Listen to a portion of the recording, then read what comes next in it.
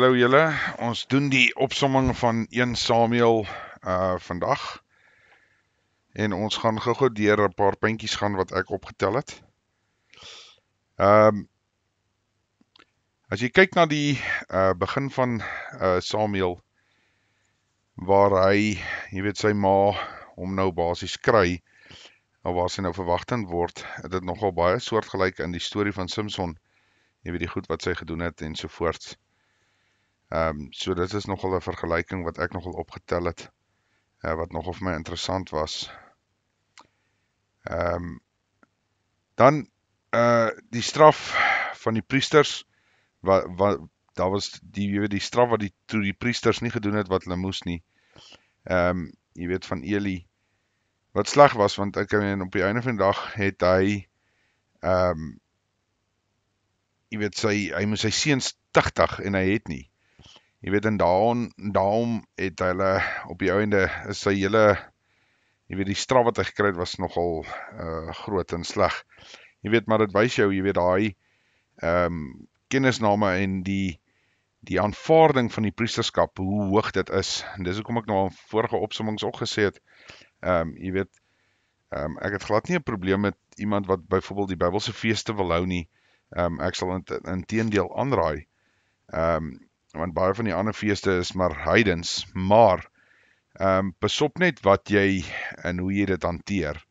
Jy weet, dit is nogal belangrik om daai konsep te verstaan. Ek voel baie sterk dat ons het nie regtig 'n hoëpriester en jy kan nie regtig baie van, of jy kan nie die volle fees uitdien nie. Jy weet, ek verwys maar terug na daai stukkie toe waar die tabernakel opgerig was en jy weet dan staan daar, jy weet hulle moet daar hulle offerhande bring, anders te offer hulle aan veldduiwels.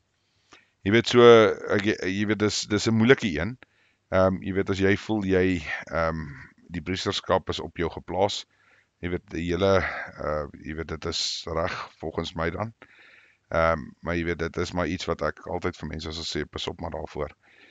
Maar jy kan nog steeds 'n groot deel van die feeste bybring, as jy dink die fees van ongesuurde brode en daai tipe goedjies, wat belangrik is om te doen in anyway.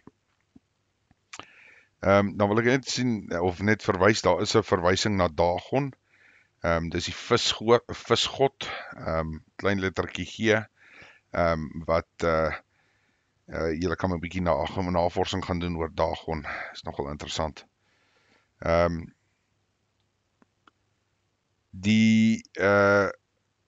Nogal wat interessant was oor die ark, wat hulle teruggestuur het na Israel toe, oor dat hulle die Filistyne, nadat hulle die ark gevat het, stuur hulle hom terug, want jy weet, hulle het sommer dood gegaan en geswelle uitgeslaan, en dan daar so 'n bietjie van 'n beweging daar buite wat sê, hulle skat dat die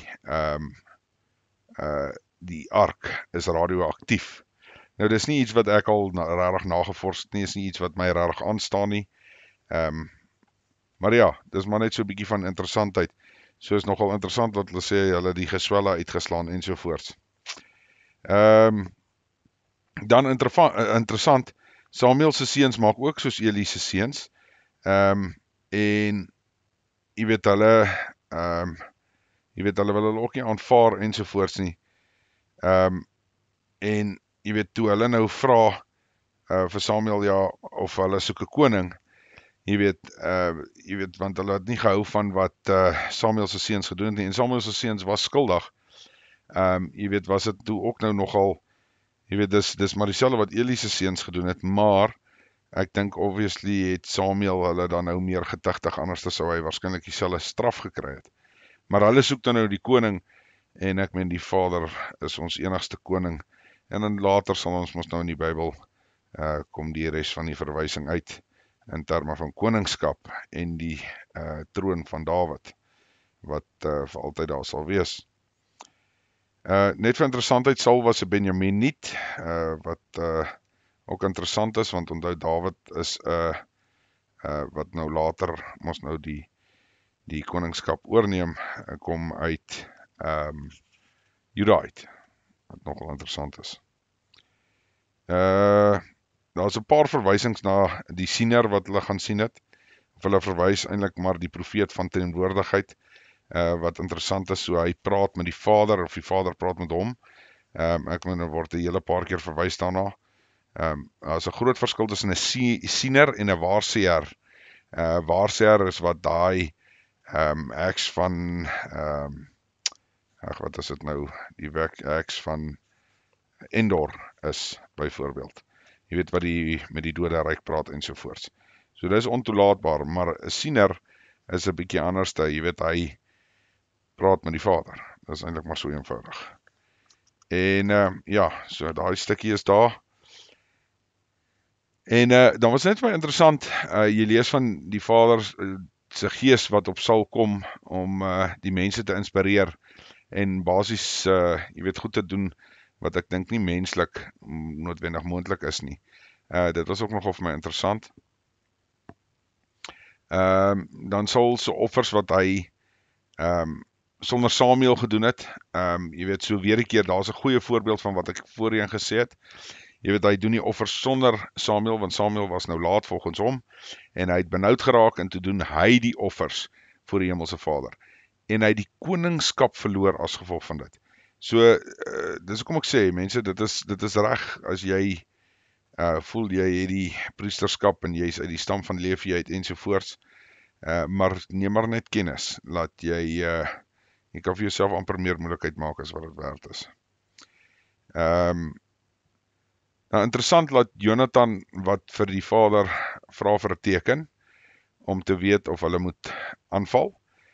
Dis daai stukkie wat hulle opgeklim het, teen die, om te hoor waar hulle ons nou eintlik bietjie droog gemaak het, wat hulle ons by die Filistyne gaan, toe sê hy en sy wapendraer, jy weet, as hulle sê hulle moet opkom, dan het die vader hulle in hulle hand gegee, teenoor as hulle sê hulle moet nie opkom nie, dan jy weet, moet hulle nie opgaan nie. En ek meen, dis niks anders as 'n teken wat hy voor daar gevra het nie. So is net 'n bietjie van 'n interessante een daar. Amalek word met die bandvloek getref, oor wat hulle gedoen het met die uittrek van of gedoen het aan die Israeliete met die uittrek uit Egipte uit.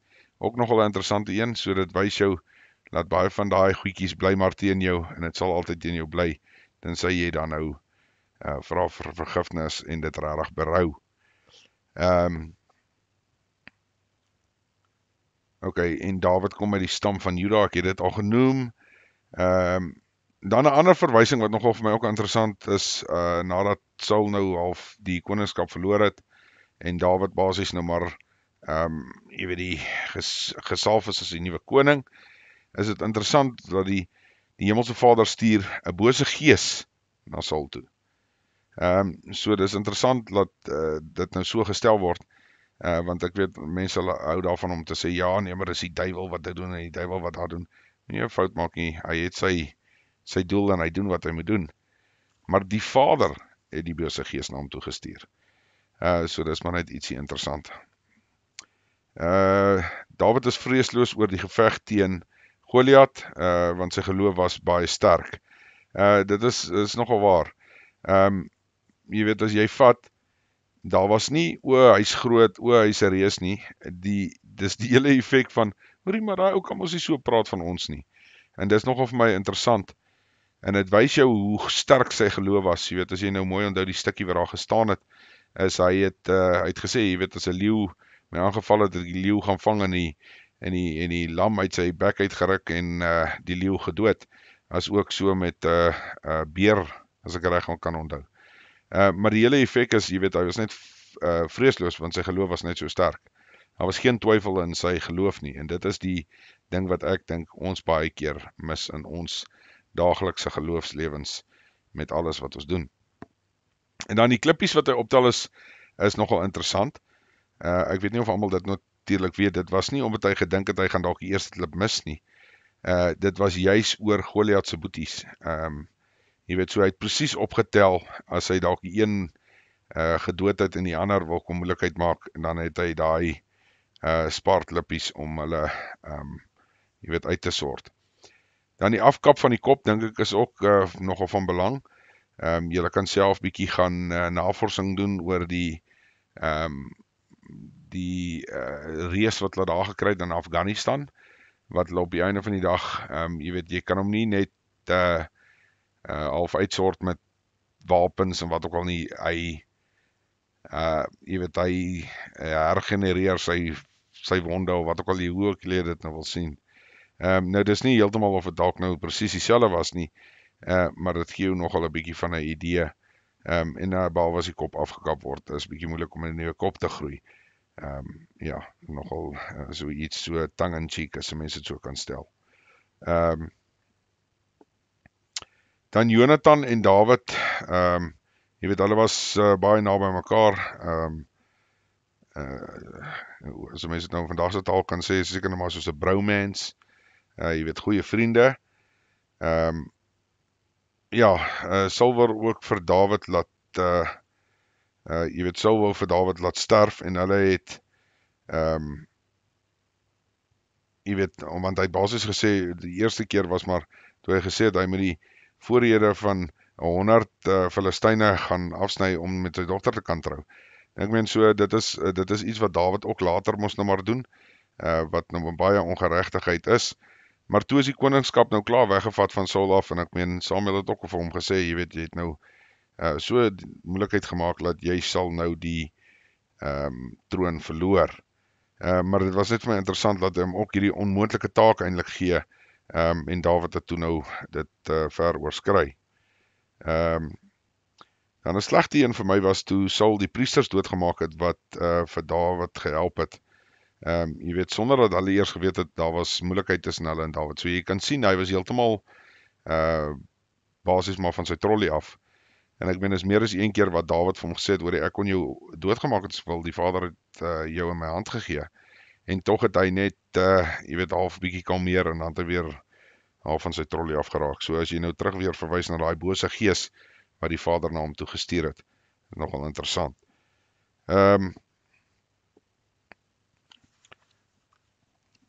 Ja, en dan wat vir my seker een van die hoogtepunte is van Dawid in die hele opbrengs voordat hy opstap na koning toe, is die feit dat Dawid selfs sy manskap ook sê, julle raak nie aan Saul nie, want hy is die gesalfde van die hemelse Vader. Jy weet, ek wil weet hoeveel van ons in vandag se tyd sal gaan en sê, weet wat, hierdie ou wil my vermoor, jy weet, en my skade, jy weet, aandoen ensovoorts. En as jy die kans kry om jy weet, ek sal nie sê wraak te neem nie, maar om jouself te verdedig, en dit dan nie te neem nie, want, jy weet, dit is wat dit is. Ek weet nie hoeveel van dit sit in ons broekspype vandag se tyd nie. Maar dit was net vir my, jy weet, wys jou hoekom die vader ook so baie van Dawid gehou het, glo ek, en hoekom hy ook soort van met so baie kon wegkom. Maar ek dink is belangrik, dat mens moet besef, die punt van Dawid was ook, wat ek glo, sy geloof was onwrikbaar. Jy weet, sy geloof in die vader ensovoorts, maar, en dan natuurlik die feit dat hy het oortree, hy het sy moeilikheid gehad, maar hy het ook elke keer totaal en al berou gehad oor wat hy gedoen het. Jy weet, so hy het besef, hy maak moeilikheid. En dan ja, natuurlik ek het het vroeër nou genoem, Saul gaan na die heks van Endor toe, om vir Samuel op te roep en te sê, hoorie maar, wat gebeur nou, hoe moet ons nou maak, ensovoorts. Interessant daar waar Samuel selfs, nadat hy nou in die doderyk is, weet basis nou maar sê, hoorie, hoekom pla jy my? Hoekom maak jy my wakker? En dan as hy nou vir hom die vraag vra, dan sê hy, okay, maar, jy weet mos nou, die hemelse Vader is nie meer aan jou kant nie, so, jy weet, hoekom vra jy dan nou, wat moet jy doen? Jy weet, so, dit was net vir my interessant, en dan natuurlik, dan kon jy ook nou weer die verskil gesien het tussen 'n siener, soos wat ek nou ook vroeër gesê het, en 'n waarsêer. Jy weet, dis hierdie een wat praat met die dode ryk, en daai tipe goed. Waar 'n siener is, het gaan oor die Vader, ensovoorts. So dit is, so daar's 'n hele klomp belangrike punte, en onthou, ek meen, dit is soos wat, die vader gesê het, jy weet, Dawid is 'n man so na sy hart. En ek meen, jy kan sien, hy het ook maar baie foute gehad, maar in dieselfde asem, jy weet, ek dink ons almal kan streef om soos 'n Dawid te wees, en so standvastig in sy eie maniere en wese, ja, sonder al die moeilikheid wat hy wel gemaak het, glo ek. Ja, julle, dit is die bespreking vir 1 Samuel. Ek sal nou daarna die volgende een sal nou wees oor 2 Samuel. Ek wil maar net so vinnig net noem vir mense. Onthou mense, al hierdie goedjies is my opinie. Jy hoef nie te glo wat ek doen nie. Ek hoop die meeste van julle lees gewoonlik saam as julle die goeders luister. En jy weet, in dieselfde asem soos ek sê, dis maar my interpretasie en hoe ek die dinge sien. En ek hoop dit inspireer jou om dalk self bietjie te gaan lees, dalk leer jy iets, dalk kan jy dalk iets aanvul en dalk help het jou op 'n manier. En dan wil ek ook net weer verwys, onthou ek gebruik die woord Hemelse Vader, want ek beskou die Vader se naam as hoogheilig, die tetragram, die J-H-V, so ek gebruik dit baie min, behalwe as dit regtig moet. Ek dink dit is iets wat net gebruik moet word vir die wis en die onwis nie. Ek gebruik wel nie die woord Here nie, want die woord Here beteken Baal. Julle kan maar self julle navorsing gaan doen daaroor. Maar ek wil maar net sê, jy weet, want partykeer raak die mense dalk 'n bietjie die mekaar, jy weet, want ek waar daar oral waar daar nou byvoorbeeld iets soos Here staan, sê ek Hemelse Vader. Ja, mense, en dis dit. Ek hoop julle het 'n wonderlike dag en dan praat ons weer met die volgende een. Bye.